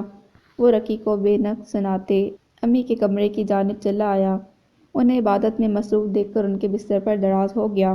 وہ وقت گزارنے کو موبائل استعمال کرتا رہا اور تقریباً 20-25 منٹ بعد وہ جائے نماز سے اٹھتی دکھائی دیں۔ کیا ساری نمازیں آج ہی پڑھ دینی تھی؟ وہ فوراً سے اٹھتا ان کے قریب آیا۔ انہوں نے اس کے جسم پر پھونک مارتے سر پر پیار دیا۔ یا خان صاحب کے جانے کی خوشی میں نوافل پڑھ رہی تھی؟ وہ ان سے دور ہوتا شرارت کر گیا۔ میری چھوڑو، اپنی بتاؤ، آج کیسے سیدھے راستے سے آنا ہوا؟ انہوں نے اس کی پچھلی حرکات پر طنز کیا۔ اور کیا خوب کیا! واہ، کیا بات ہے! لگتا دادا جان کے جانے کے بعد آپ نے ان کی سیٹ سنبھال لی ہے۔ فضول باتیں چھوڑو، یہ بتاؤ مل کر آئے ہو انہیں، کب تک ہو جائے گی ضمانت؟ وہ اس سے سوال پوچھتی بستر پر اس کے ساتھ ہی آن بیٹھی تھی۔ میں انہیں مل کر نہیں آیا امی۔ لیکن کیوں؟ انہیں اس وقت ہماری ضرورت ہے۔ ان کے چہرے کے تاثر اس کی بات پر کشیدہ ہوئے۔ انہیں نہ کل ہماری ضرورت تھی، نہ آج ہے اور نہ آئندہ کبھی ہوگی۔ آپ ان کے غم میں گھلنا چھوڑ دیں۔ اسے ان کی فکر کرنا پسند نہ آ رہا تھا۔ وہ تمہارے دادا ہیں نبیل، تم ان کے اکلوتے وارث ہو۔ اگر مشکل وقت میں تم نہیں ساتھ دو گے تو کون دے گا؟ انہیں اس کی کم عقلی پر افسوس ہو رہا تھا۔ وہ لوگ ساتھ دیں گے جو ان کے ہر جرم میں شریک رہے ہیں۔ آپ کبھی باہر نکل کر دیکھیں، لوگ شکرانے کے نفل پڑھ رہے ہیں، اس گرفتاری کو اپنے لیے خدا کا انعام سمجھ رہے ہیں، اور میں تو کبھی اس کوئلے کی کان میں ہاتھ نہیں ڈالوں گا۔ وہ اپنا کیا خود بھگتیں گے، اور مجھے تو آپ کی سمجھ نہیں آ رہی، کبھی آپ اس حویلی کی بربادی کا ذمہ دار انہیں سمجھتی ہیں، ابو کی موت کا الزام انہیں دیتی ہیں، اور اب آپ کو ہی ان سے ہمدردی ہو رہی ہے۔ وہ گھر سکون کرنے آیا تھا، لیکن یہاں بھی وہی گفتگو تھی۔ تمہاری سب باتیں ٹھیک ہیں نبیل، لیکن اب وہ اس عمر میں نہیں رہے کہ ان سے بدلے لیے جائیں۔ کچھ معاملات اوپر والے پر چھوڑ دینے چاہئیں، وہ بہتر انجام کرنے والا ہے۔ میں ان سے کوئی بدلہ نہیں لے رہا، یہ اوپر والے کا بدلہ ہے۔ میں بس ان کے درمیان نہیں آ رہا۔ میں غلط کاروں کا ساتھی نہیں بننا چاہتا۔ آپ پریشان نہ ہوں، وہ بہت جلد چھوٹ جائیں گے۔ ان کا کوئی نہ کوئی ساتھی مدد کرے گا۔ وہ یہاں کے انصاف سے بخوبی واقف تھا، سو اس کا اندازہ غلط نہیں ہونے والا تھا۔ ابھی تم نے رکھی سے بھی بدتمیزی کی، وہ یہاں کی پرانی خدمت گار ہے، بزرگ ہے، سالوں سے یہاں ہے، ایسے نہیں کرتے۔ وہ نماز پڑھتے اس کی اونچی آواز سن چکی تھیں۔ امی، میں نے اسے بس جاسوسی کرتے اور شکایتیں لگاتے ہی دیکھا ہے۔ ماضی میں اس نے کیا خدمتیں کی مجھے نہیں معلوم، کیونکہ آپ گزرے سالوں کا کوئی ورق میرے سامنے نہیں پڑھتی۔ ماضی کی کتاب آپ نے نہ جانے کس کونے میں چھپا دی ہے کہ جسے دیمک تو چاٹ سکتی ہے لیکن میں نہیں پڑھ سکتا۔ وہ ہمیشہ کی طرح ایک بار پھر ان سے ماضی چھپانے کا شکوہ کر گیا۔ ماضی جان کر کیا کرو گے نبیل؟ ماضی نہ ایک شیشے کی طرح ہوتا ہے، یا تو بالکل شفاف رہتا ہے یا ہلکی سی لکیر بھی اسے کئی ٹکڑوں میں تقسیم کر دیتی ہے۔ اسے جوڑنے کی کوشش کرو گے تو خود کو زخم لگا بیٹھو گے۔ شیشہ جڑ بھی جائے تو اس میں کئی بدنما داغ نظر آتے ہیں۔ اسے جوڑنے کے بعد بھی اس شیشے میں عکس صاف دکھائی نہیں دیتا، بلکہ آپ کا وجود کئی حصوں میں تقسیم کر دیتا ہے۔ آپ ٹکڑوں میں بٹ جاتے ہیں۔ گزری باتوں کو جاننے کی کوشش خود کے ساتھ ظلم ہے۔ تم کیوں اپنے ساتھ یہ ظلم کرنا چاہتے ہو؟ وہ ہمیشہ گزری باتوں کے ذکر پر رنجیدہ ہو جایا کرتی تھیں، اور وہ ان کے دکھی ہونے کے خیال سے سب باتیں ادھوری چھوڑ دیا کرتا تھا۔ امی، مجھے باقی کسی سے کوئی بھی سروکار نہیں، بس آپ یہ بتا دیں کہ ابو کی موت کیسے ہوئی، ان کی موت کا ذمہ دار کون ہے؟ وہ اپنی یہ الجھن دور کرنا چاہتا تھا۔ اکثر سنتا آیا تھا کہ اسلم خان درانی اپنی نسل کا سگا نہ ہو سکا۔ وہ جاننا چاہتا تھا اس بات میں کتنی صداقت تھی۔ ان کے چہرے پر شش و پنج کے تاثرات واضح تھے۔ وہ جانتی تھی گہرائی میں اترنے کے لیے غوطہ لگانا ضروری تھا، اور جب غوطہ لگا تو زیر زمین چھپا سب دکھنے لگتا ہے۔ وہ اس کے ساتھ ماضی کے سمندر میں اترتی تو اسے سب دکھائی دینے لگ جاتا، لیکن کتنے سال وہ سب چھپا سکتی تھیں؟ جو ان کی ضد اور جوانی کی منہ زوری سب ارادوں کو خس و خاک کی طرح بہا لے کر جاتی ہے۔ وہ گہری نگاہوں سے ان کے چہرے پر جھلکتے اتار چڑھاؤ کو دیکھ رہا تھا، اور ایک نیا لیکن سالوں پرانا باب کھولنے کو مناسب الفاظ تلاش کر رہی تھی۔ وہ ایسے میٹھے الفاظ ڈھونڈ رہی تھی جو زہریلے رویوں کا تریاق بن سکیں۔ عزت کتنی ہی دیر سے کروٹیں بدل رہی تھی، نیند آنکھوں سے کوسوں دور تھی۔ برسات کا موسم بکھرے خیالات کو اداسی کی ہوا دے رہا تھا۔ فضا میں اتنی نمی تھی کہ آنکھیں خواہ مخواہ بھیگتی چلی جا رہی تھیں۔ ہاتھ نمی چن چن کر تھکنے لگے تھے۔ وہ نمی بہہ جانے سے روک رہی تھی۔ قطرے چلمن پر اٹکے پڑے تھے کہ اجازت ہو تو بن بلائے مہمان کی طرح ٹپک جائیں، لیکن اجازت نہیں تھی، کیونکہ دو بڑے نینوں کی مالکن جانتی تھی اگر وہ ایک بھی قطرہ بہہ نکلا تو بن ٹوٹ کر سیلاب کی صورت بہہ نکلے گا، ایسا سیلاب جسے تباہ کاری برپا کرنے کی وجہ بھی معلوم نہ ہوگی۔ پھر تمہیں فون کی اجازت ہے؟ یاد آؤں اگر اداسی میں؟ اس کے تکیے کے نیچے رکھے موبائل پر میسج ٹون بجی تھی۔ اس کا دل کسی دوسری مصروفیت کے لیے آمادہ نہیں تھا، لیکن دھیان بٹانے کو اس نے دل کی منمانی نہیں چلنے دی اور موبائل اٹھا لیا۔ اسکرین پر مشتبہ کا نام روشن تھا۔ واٹس ایپ کھولنے پر نظر آتا پیغام اسے مزید الجھنوں کا شکار کر گیا۔ مشتبہ کو کیسے خبر ہوئی کہ میں اداس ہوں؟ اسے کیسے پتا کہ مجھے اس وقت کسی ایسے انسان کی ضرورت ہے جو میری سب انکہی باتیں سمجھ جائے؟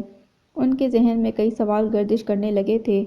وہ ابھی پہلی الجھن کا شکار تھی کہ موبائل پر آتی کال مزید مشکل میں ڈال گئی۔ اس سے 2 ہاتھ کے فاصلے پر امی لیٹی تھیں۔ آج کے حالات کے سبب پہلے ہی دل ڈوبا جا رہا تھا۔ اس نے کبھی گھر امی کے سامنے مشتبہ کا ذکر نہ کیا تھا، اور اب یوں آدھی رات کو آنے والے کئی سوالوں کو جنم دے سکتی تھی۔ سب سوچوں کو جھٹکتے ہوئے اس نے کال کے آخری لمحوں میں سب نشان پر انگلی رکھ دی۔ وہ فون کان سے لگائے خاموش تھی، جیسے کہنے کو کچھ نہ ہو، لیکن خاموشی تو دوسری طرف بھی تھی، اور وہاں کہنے کو بہت کچھ تھا، سننے کی خواہش بھی تھی۔ کیسی ہو؟ پہلی کوشش کی گئی۔ ٹھیک ہوں، جواب دے دیا گیا۔ اتنی خاموش کیوں ہو؟ مشتبہ دو باتوں میں اس کی خاموشی محسوس کر گیا۔ وہ جان چکا تھا یہ خاموشی جھجک پر مشتمل نہیں، بولنے کا دل نہیں چاہ رہا، وہ ایسی ہی تو تھی، سیدھی سیدھی بولنے والی۔ دوسری طرف پھر سے خاموشی چھا گئی۔ وہ سال گزارے چند دنوں میں دن تلاش کرنے کی کوشش کر رہا تھا جب عزت کے بعد بولنے کی باتیں کم پڑ گئی ہوں۔ تم چپ نہیں رہ سکتی؟ چند لمحے کے تردد کے بعد یقین سے بولا۔ مجھے بھی ایسا ہی لگتا تھا۔ اس کا یقین بے معنی نہیں تھا۔ چند دن پہلے تک اس کی اپنے حوالے سے یہی سوچ تھی۔ اداس ہو؟ وہ جان گیا تھا، بلکہ وہ سوال کر گیا جو نہیں کرنا چاہیے تھا۔ وہ اسی زوم میں تو مبتلا تھا کہ اسے کوئی نہیں سمجھتا، اس کے احساسات کوئی نہیں جانتا، لیکن وہ اتنی دور بیٹھا یہ الفاظ بول کر اس کی نم آنکھوں میں الجھن بھر گیا۔ ایک چھپا احساس جو ہوتے ہوئے بھی کہیں گم تھا، اس لمحے اس کو اپنے حصار میں لینے لگا۔ کوئی میلوں دور بیٹھ کر آپ کے احساسات سمجھ سکتا ہے، یہ خیال نہایت خوشگوار ہے، لیکن کوئی عزت کو سمجھ رہا تھا، جاننے کا دعوے دار بن رہا تھا۔ یہ عزت کے لیے ناقابل یقین تھا، اس کی پارہ فطرت پر قابو پایا جا رہا تھا، لیکن وہ خوش تھی۔ تمہیں کیسے خبر ہوئی کہ میں اداس ہوں؟ وہ لاجواب ہو چکی تھی، تبھی تو سوال کر بیٹھی۔ کال سے پہلے معلوم نہیں تھا، ابھی تمہارے لہجے سے خبر ہوئی، مجتبیٰ نے بنا کسی لگی لپٹی کے کہا۔ بتاؤ نہ کیوں اداس ہو؟ اس کا لہجہ مرم رکھتا ہوا تھا۔ وہ سب کہہ دینا چاہتی تھی، لیکن اداسی کا سبب انسان کبھی بہت عزیز رہا تھا، شاید اب بھی تھا، اور عزت جتنی بھی ناراض سہی لیکن حازم شفیق کو کسی دوسرے سے ڈسکس نہیں کر سکتی تھی۔ یہ ان تمام سالوں کی توہین ہوتی جو اس نے ان کے لیے دیوانہ رہ کر گزارے تھے۔ کبھی کچھ بے وجہ بھی ہو سکتا ہے، کتنے ہی لمحے سوچا، لیکن فیصلہ وہی تھا، اور میں یقین کرتا ہوں کہ یہ بے وجہ ہی ہوگا۔ وہ ایک بار پھر دل چھو گیا تھا، یقین کے ایسے درجات حاصل ہونا خوش قسمتی ہی تو تھی۔ تم نے کال کیوں کی تھی؟ میری کال بے وجہ بالکل نہیں تھی۔ اس کا معصوم اعتراف عزت کی مسکراہٹ لوٹا گیا۔ بولو، میں سن رہی ہوں۔ وہ اسے سننا چاہتی تھی۔ تم میری ماما کے آنے سے خوش ہو؟ سوال توقع کے برعکس تھا۔ میری خوشی سے کیا ہو جائے گا؟ اداسی واپس لوٹ رہی تھی۔ دھیان کی پرواز گھنٹوں پیچھے کی جانب پرواز کر گئی، جب حازم بھائی کہہ رہے تھے کہ میں ان کی خوشی ہوں۔ فیصلہ کرنا آسان ہو جائے گا تمہارے لیے بھی اور میرے لیے بھی، کیونکہ مجھے تمہاری خوشی ہر حال میں مقدم ہے۔ وہ بول رہا تھا، اور عزت اس کی باتوں کے سنگ بہہ رہی تھی۔ اسے کبھی اندازہ نہیں ہوا کہ مجتبیٰ اتنا اچھا بولتا ہوگا۔ یہ اختیار امی کے ہاتھ میں ہے مجتبیٰ۔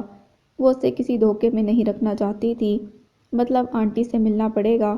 وہ شوق ہوا۔ نہیں، گھر مت آنا مجتبیٰ، وہ ایک دم سہم کر بولی۔ وہ حازم بھائی کا پاگل پن بھول نہیں پا رہی تھی۔ مجتبیٰ کے گھر والوں کو دیکھ کر بے قابو ہو گئے تھے۔ اگر مجتبیٰ کو دیکھ لیں تو نہ جانے کیا کر دیں۔ یہ سب دوبارہ ہو یا کبھی مجتبیٰ ایسا کچھ دیکھے، وہ یہ کبھی نہیں چاہتی تھی۔ میں فون بند کر رہی ہوں مجتبیٰ۔ اس کی سانسیں نئے خیالات سے تھمنے لگی تھیں۔ سنو عزت، جو بھی فیصلہ ہو اس سے پہلے میں تم سے ملنا چاہتا ہوں۔ وہ عجلت میں جلدی جلدی بولا کہ کہیں فون بند نہ کر دے۔ ٹھیک، یک لفظی جواب دیتے وہ کال بند کر گئی۔ اب جاگنا مت عزت، سو جاؤ۔ وہ ابھی دھڑکنوں کو بحال کر رہی تھی کہ پہلو سے آنے والی تنبیہ سے بھرپور آواز چونکا گئی۔ آپ جاگ رہی ہیں؟ وہ گھبراہٹ میں سوال پوچھ بیٹھی۔ سو جاؤ، بعد میں بات کریں گے۔ ان کا جواب اسے خاموش کرا گیا۔ فضاؤں میں چڑیوں کی چہچہاہٹ نئے دن کے آغاز کی خبر دے رہی تھی۔ کئی سریلی آوازیں اللہ کی حمد و ثنا میں مصروف تھیں، کئی نزدیکی مسجد سے بچوں کے نعت پڑھنے کی آوازیں بھی آ رہی تھیں۔ نور بی بی کی آنکھ کھلی تو نماز کا وقت قضا ہو رہا تھا۔ انہوں نے چونک کر اپنے پہلو میں دیکھا، لیکن وہاں کوئی نہیں تھا۔ احمد علی چٹھا کے متعلق سوچتی اٹھ گئیں اور جلدی سے نماز پڑھنے کی تیاری کرنے لگیں۔ نماز پڑھ کر اذکار میں مصروف تھیں کہ گل ان کا قہوہ لیے چلی آئی۔ حضور کہاں ہے گل؟ رات سونے تک وہ نہیں آئے تھے، لیکن بعد میں کسی پہر آنکھ کھلی تو ان کی موجودگی کا احساس ہوا تھا۔ اس وقت وہ پھر کمرے میں موجود نہیں تھے، وہ نیچے لان میں بیٹھے ہیں۔ گل کی اطلاع نے انہیں حیران کیا۔ میرا قہوہ بھی وہیں لے آؤ۔ وہ بڑی چادر اپنے گرد لپیٹتے اٹھ کھڑی ہوئی۔ کافی عرصے بعد پہلے والا معمول واپس آیا تو انہوں نے اس کا حصہ بننا ضروری سمجھا۔ موسم کے باعث صبح میں نمی آلود تھی۔ لان کی سبز گھاس پر اوس چمک رہی تھی، شبنمی قطرے نگاہوں کی تراہٹ بخش رہے تھے۔ لان میں احمد علی چٹھا اپنی مخصوص نشست پر بیٹھے ہوئے تھے اور ان کے پہلو میں سعید علی چٹھا بیٹھے تھے۔ وہ دونوں انہیں آتا دیکھ چکے تھے۔ سعید نے احتراماً کھڑے ہو کر انہیں سلام کیا اور جگہ خالی کرتے دوسری کرسی پر بیٹھ گیا۔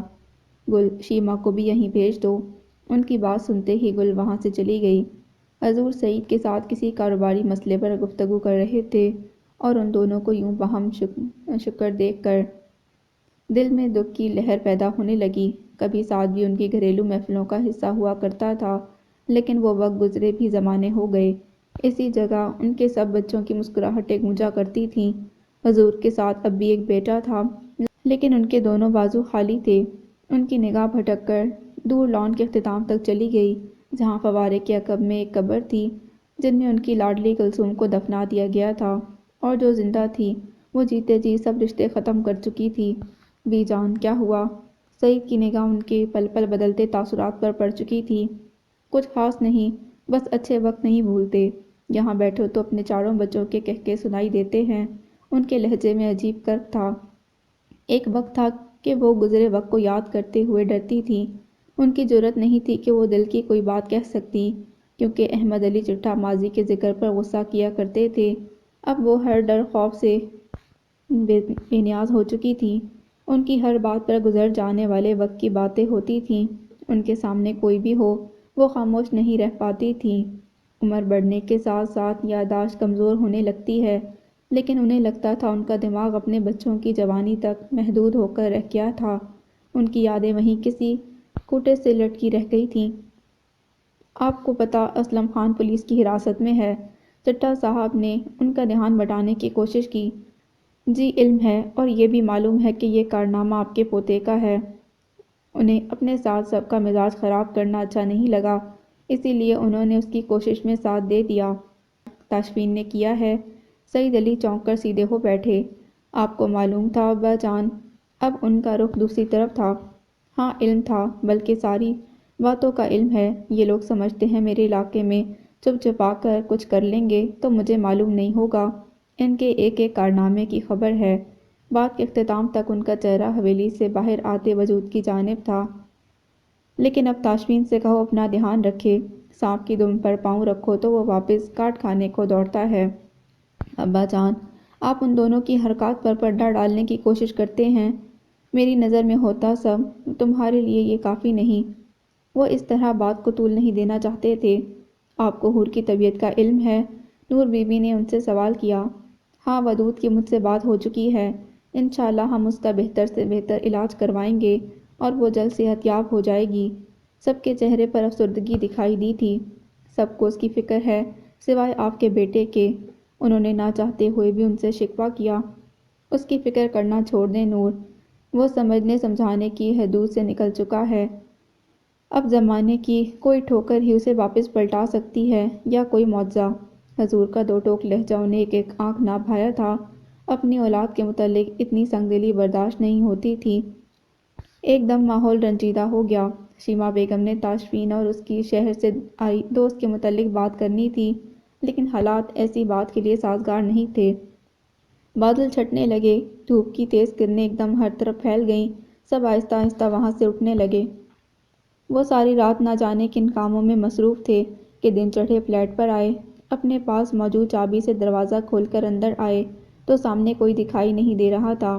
انہوں نے طائرانہ نگاہ کچن میں ڈالی تو وہاں بھی خاموشی تھی۔ نازنین یقیناً سو رہی ہوگی۔ سالوں سے رات جاگنے اور دن میں سونے کی عادت ہے، اتنی جلدی کہاں جائے گی؟ وہ من ہی من خاموشی کا سبب تلاش کرتے اندرونی حصے میں آئے اور سامنے نظر آ گئی۔ اس حلیے سے لگ رہا تھا کہ وہ کام میں مصروف تھی، اور اس لمحے انہیں اپنی سوچ پر شرمندگی ہوئی۔ یہ کیا کر رہی ہو؟ وہ جو اپنے دھیان میں مگن کھڑی تھی، ان کے بولنے پر ڈر گئی۔ تم نے ڈرا دیا مجھے۔ وہ اپنے خوف کو قابو کرنے کی کوشش کر رہی تھی، جبکہ وہ اس کے سراپے پر نگاہیں چپائے کھڑے تھے۔ سیاہ پینٹ جس کو کمر پر ٹکانے کے لیے کس کر بیلٹ باندھی گئی تھی، سیاہ شرٹ کندھوں سے نیچے لٹک رہی تھی۔ وہ سعد علی چٹھا کے کپڑے پہنے ہوئی تھی اور اب اس کی نگاہوں کا مفہوم سمجھتے کنفیوز ہو رہی تھی۔ وہ میرے پاس کپڑے نہیں تھے تو تمہارے پہن لیے۔ وہ ایک دم گھبرا کر وضاحت دینے لگی۔ اوہ، مجھے خیال ہی نہیں آیا، کم از کم تم ہی بتا دیتی۔ انہیں اپنی کم عقلی پر افسوس ہوا۔ وہ اتنی ضروری چیز کیسے نظر انداز کر گئے؟ میں نے کچھ دن پہلے بازار جانے کا کہا تھا، میں بالکل بھول گیا تھا۔ چلو ابھی اچھا سا کچھ کھلاؤ پھر بازار چلتے ہیں۔ وہ وہیں بستر پر دراز ہو گئے۔ رات بریانی بنائی تھی، تم آئے ہی نہیں۔ اب وہی ملے گی، اتنی جلدی کچھ نہیں پکایا جا سکتا۔ وہ نروٹھے انداز میں بولی۔ یہ رات سے نہ آنے کا شکوہ تھا؟ تمہیں بریانی پکانی آتی ہے؟ وہ اس کا شکوہ بھول اپنی حیرانی کا اظہار کر گئے۔ کیوں، کیا وہ جنات پکاتے ہیں یا میں انسان نہیں ہوں؟ وہ ان کے سوال پر اچنبھے سے اسے دیکھ رہی تھی۔ نہیں، میرا مطلب یہ نہیں تھا۔ اچھا جاؤ فوراً سے لے کر آؤ، بھوک لگی ہے۔ نازنین چلی گئی تو وہ خود کو کوسنے لگے۔ وہ نہ جانے بار بار اس کے سامنے الٹی باتیں کیوں کر جاتے تھے۔ ایک دم ان کے دل میں نہ جانے کیا سمائی کہ اٹھ کر اس کے پیچھے چلے آئے۔ وہ بریانی والا برتن چولہے پر رکھ رہی تھی کہ انہوں نے چولہا بند کرتے اسے پیچھے سے تھام لیا۔ یہ رہنے دو، جلدی سے تیار ہو کر آؤ، شاپنگ کرتے ہیں اور ساتھ کھانا بھی باہر کھائیں گے۔ اس کے گال پر بوسہ دیتے کچن سے باہر دھکیل دیا۔ اسے بھیج کر وہ لاؤنج میں ہی انتظار کے لیے بیٹھ گئے، لیکن انہیں زیادہ انتظار نہیں کرنا پڑا۔ وہ چند منٹوں میں ان کے پاس تھی۔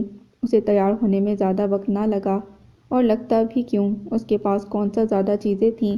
اپنا سارا مال اسباب تو وہیں چھوڑ آئی تھی۔ حرام کی کمائی اسے اپنی نئی زندگی میں نہیں چاہیے تھی۔ ساتھ اسے لاہور کی بہترین دکانوں پر لائے تھے۔ وہ اس سے پہلے کبھی کبھار ہی بازار آیا کرتی تھی، لیکن آج یہاں آنے کا سرور ہی الگ تھا۔ ساتھ کے ساتھ چلتے اسے انوکھا سا لطف محسوس ہو رہا تھا۔ ہر چیز دسترس میں محسوس ہو رہی تھی۔ ساتھ واپسی پہ اپنا آفس دکھانا مجھے۔ وہ ایک دکان سے نکل رہے تھے جب اس نے فرمائش کر ڈالی، تمہارا حکم سر آنکھوں پر۔ وہ بنا ارد گرد کی پرواہ کیے ہاتھ پیشانی تک لے گئے۔ وہ دیکھو نازنین، کوئی دھیمی آواز میں اس کے گرد بولا، اور اسے لگا کہ وہ وہیں جم گئی ہو۔ کیا ہوا، رک کیوں گئی؟ اپنے دھیان میں چلتے ساتھ علی جٹھا نے رک کر اسے دیکھا، جس کے چہرے پر زردیاں گھل رہی تھیں۔ وہ نفی میں سر ہلاتی دوبارہ چلنے لگی، چلنے نہیں تقریباً بھاگنے لگی۔ وہ اپنا نام سرے بازار دوبارہ نہیں سننا چاہتی تھی۔ سنا تھا یہ کسی امیر زادے کے ساتھ بھاگ گئی تھی۔ اب کہ وہ رکی نہیں تھی بلکہ اپنی جگہ پر گڑ گئی۔ وہ نظر اٹھا کر اپنے ارد گرد دیکھنے لگی۔ وہ اس بولنے والے انسان کو دیکھنا چاہتی تھی، لیکن یہ کیا؟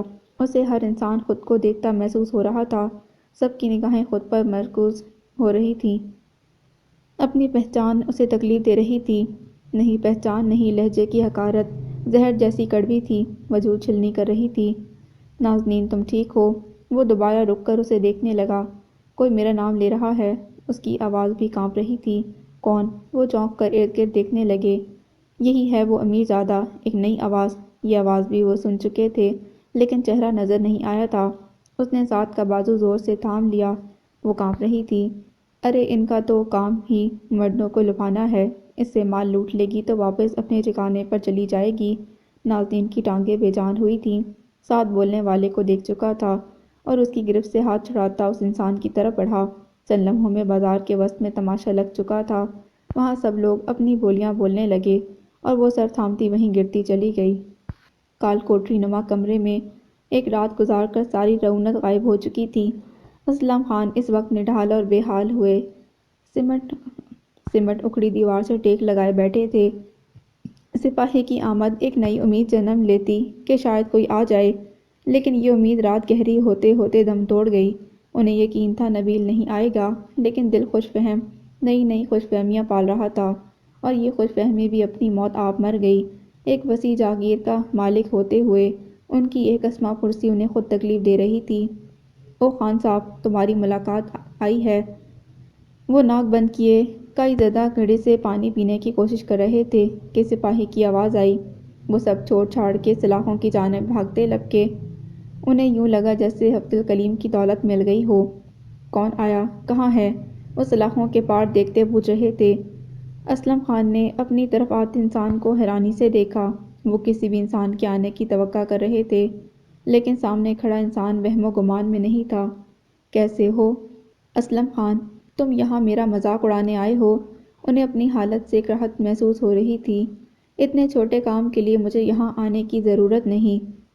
تو پھر؟ میرا کام اب بھی وہی ہے، مجھے میرا پوتا چاہیے۔ میں سلاخوں کے پیچھے سے تمہارا پوتا کیسے ڈھونڈوں؟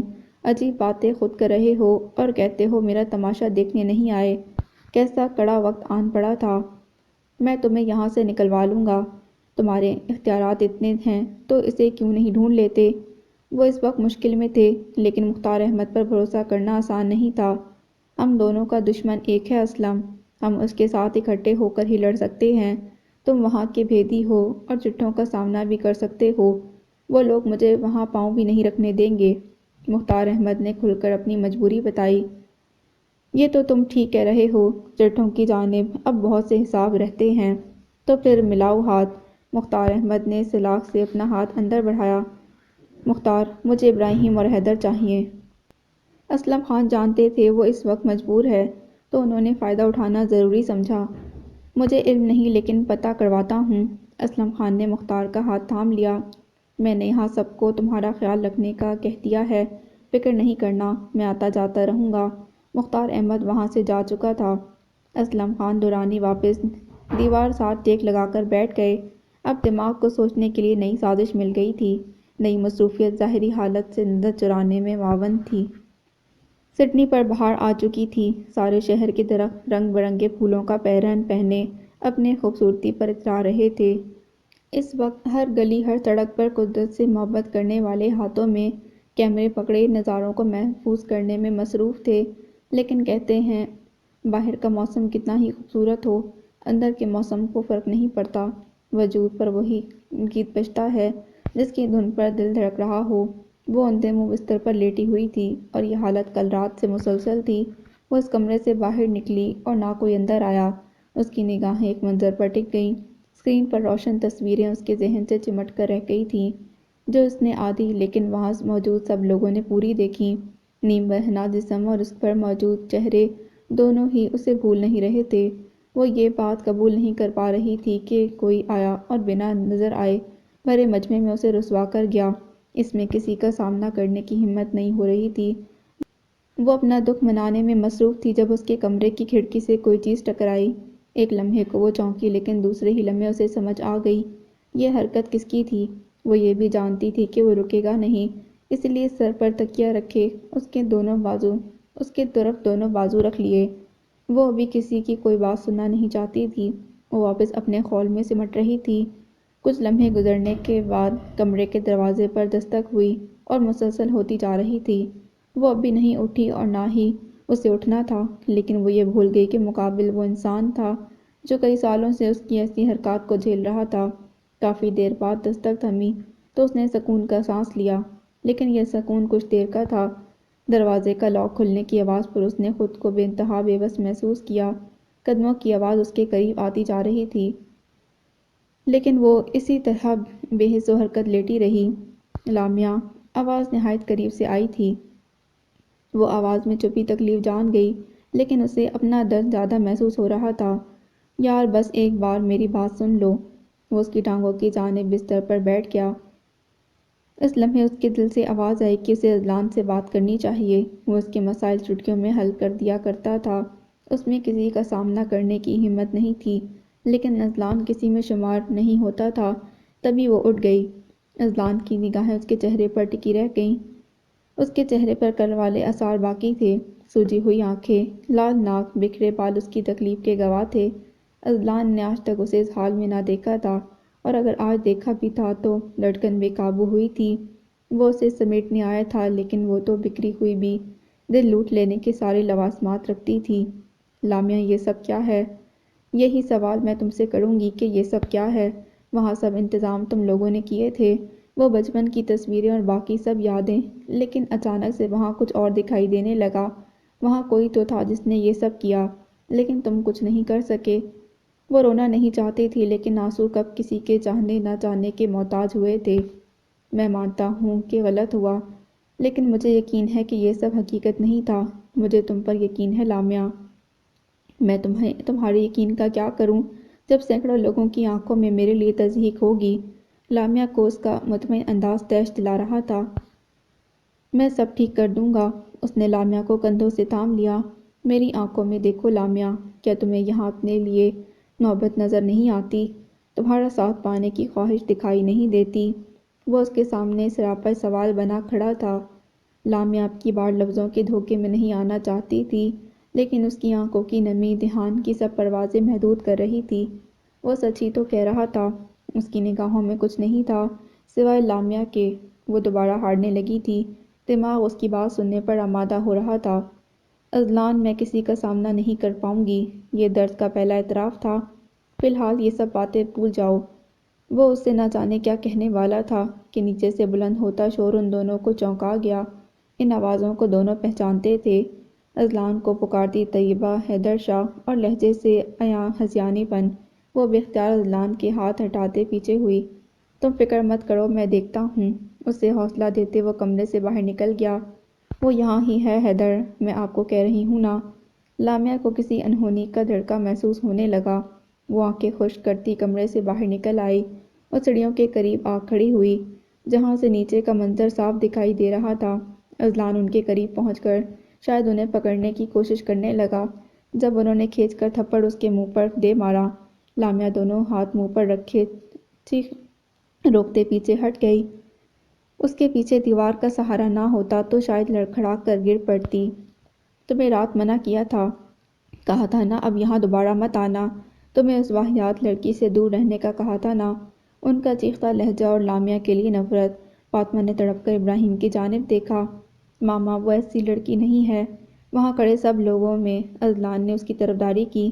اچھا تو یہ سب کیا ہے؟ انہوں نے ہاتھ میں پکڑی تصاویر اس کے منہ پر دے ماری۔ لامیا نے دوبارہ آگے ہو کر نیچے کی جانب دیکھا، جہاں سب تصویریں زمین پر بکھری پڑی تھیں۔ ہر تصویر عریانیت کی انتہا کو چھو رہی تھی۔ یہ سب کیا ہے؟ فاطمہ نے جھک کر طیبہ حیدر کے قدموں کے پاس گری تصویر کو اٹھایا، جو کل جیسی تصویروں سے ملتی جلتی تھی۔ یہ وہ تصویریں ہیں جو کل وہاں موجود مہمانوں میں بانٹی گئی تھیں۔ طیبہ حیدر بولتی جا رہی تھیں اور فاطمہ نیچے پڑی ایک ایک تصویر کو اٹھا رہی تھیں۔ یہ تو چند ایک نمونے ہیں، باقی سب کے پاس نہ جانے کون کون سے ہوں گے۔ ان کے لہجے کی حقارت لامیا کا جسم ٹھنڈا کرتی جا رہی تھی۔ ماما یہ سب حقیقت نہیں ہے، میں پولیس میں کمپلین کروا چکا ہوں، بہت جلد سب کھل کر سامنے آ جائے گا۔ انکل آپ سمجھائیے نا ماما کو۔ وہ جانتا تھا ان کی ماں اپنے بھائی کی ہر بات مانتی ہے، تبھی وہ ان کی جانب آیا۔ وہ کیا سمجھائے گا مجھے، وہ بھی ساری حقیقت جانتا ہے۔ ابراہیم نے کچھ کہنے کے لیے منہ کھولا ہی تھا کہ طیبہ نے دوبارہ شروع کر دیا۔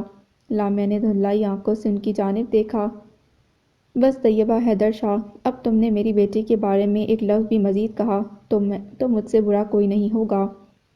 فاطمہ ابراہیم کے پچ سے نکل کر ان کے سامنے آ کھڑی ہوئی تھی۔ لامیا نے آنسو بھری آنکھوں سے اپنی ماں کو دیکھا۔ اس نے ہمیشہ انہیں اپنی اکلوتی نند سے ڈرتے دیکھا، ان کے خلاف کبھی کچھ کہتے نہ سنا، اور آج اس کی خاطر وہ طیبہ حیدر شاہ کو للکار رہی تھیں۔ سارا ادب اور لحاظ لمحے میں ختم ہو گیا۔ تمہاری بیٹی، یہی کہا نا تم نے کہ تمہاری بیٹی؟